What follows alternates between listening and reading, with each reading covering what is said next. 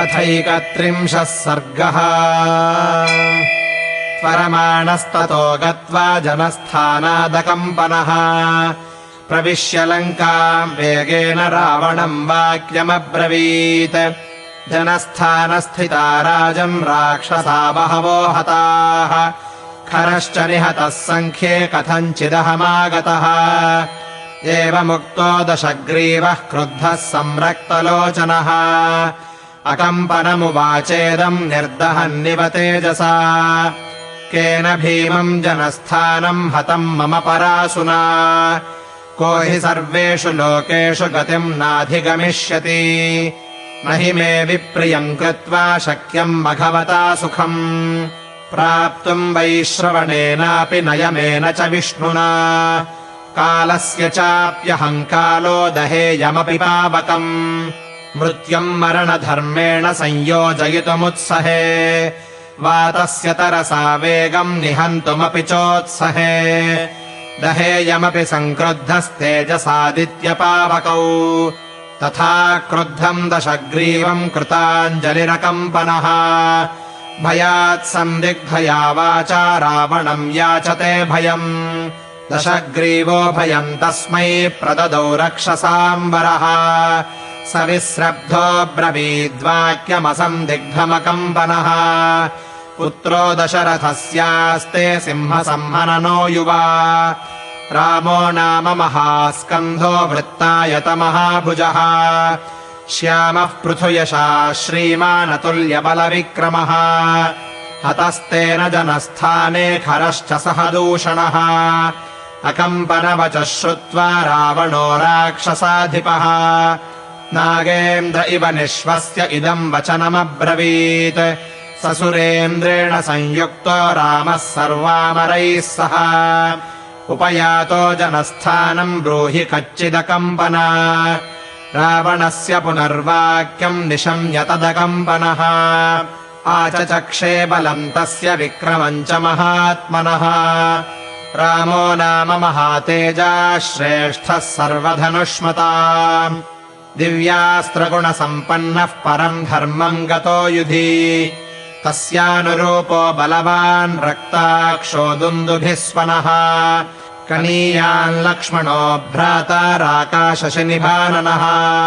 स तेन सह संयुक्तः पावकेनानिलो यथा श्रीमान् राजवरस्तेन जनस्थानम् निपातितम्। नैव देवा महात्मानो नात्र कार्या विचारणा शरारामेण तूत्सृष्टा रुक्मपुङ्खाः पतत्रिणः।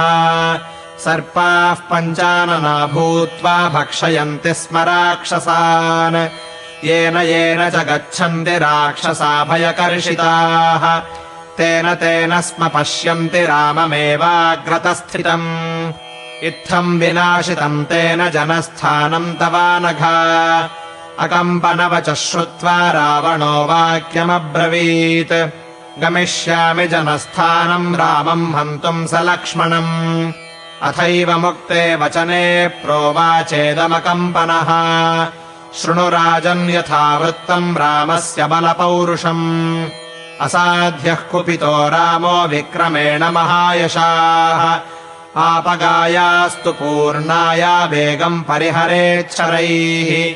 सताराग्रहनक्षत्रम् नभश्चाप्यवसादयेत् असौ रामस्तु सीदन्तीम् श्रीमानभ्युद्धरेन्महीम्। भित्त्वा वेलाम् समुद्रस्य लोकानाप्लावयेद्विभुः। वेगम् वापि समुद्रस्य वायुम् वाविधमेच्छरैः संहृत्य वा पुनर्लोकान् विक्रमेण महायशाः। शक्तः श्रेष्ठः स पुरुषः स्रष्टुम् पुनरपि प्रजाः। न हि रामो दशग्रीव शक्यो जेतुम् रणे त्वया। रक्षसाम् वापि लोकेन स्वर्गः पापजनैरिव न तम् बध्यमहम् मन्ये सर्वैर्देवासुरैरपि। अयम् तस्य वधोपायस्तन्ममैकमनाः शृणु। भार्या तस्योत्तमा लोके सीता नाम सुमध्यमा। श्यामा समविभक्ताङ्गी स्त्रीरत्नम् रत्नभूषिता। नैव देवी न गन्धर्वी नाप्सरा न च पन्नगी।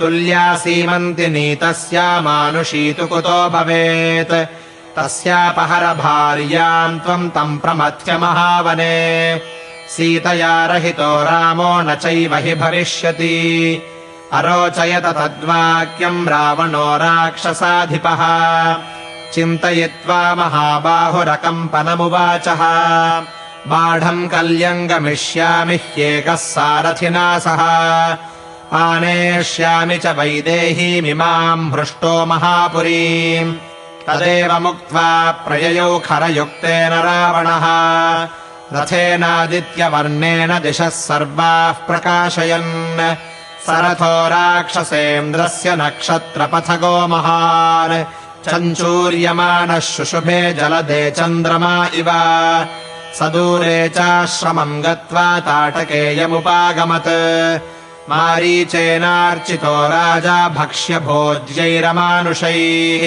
तम् स्वयम् पूजयित्वा तु आसनेनोदकेन च अर्थोपहितया वाचा मारीचो वाक्यमब्रवीत् कच्चित् सुकुशलम् राजन् लोकानाम् राक्षसाधिपा आशङ्केनाधिजाने त्वम् यतस्तूर्णमुपागतः एवमुक्तो महातेजा मारीचेन स रावणः ततः पश्चादिदम् वाक्यमब्रवीद्वाक्यकोविदः आरक्षो मे हतस्तात रामेणाक्लिष्टकारिणा जनस्थानमवध्यम् तत्सर्वम् युधि निपातितम् तस्य मे कुरु साचिव्यम् तस्य भार्यापहारणे राक्षसेन्द्रवचः श्रुत्वा मारीचो वाक्यमब्रवीत् आख्याता केन वा सीता मित्ररूपेण शत्रुणा त्वया राक्षसशार्दूलको न नन्दति नन्दितः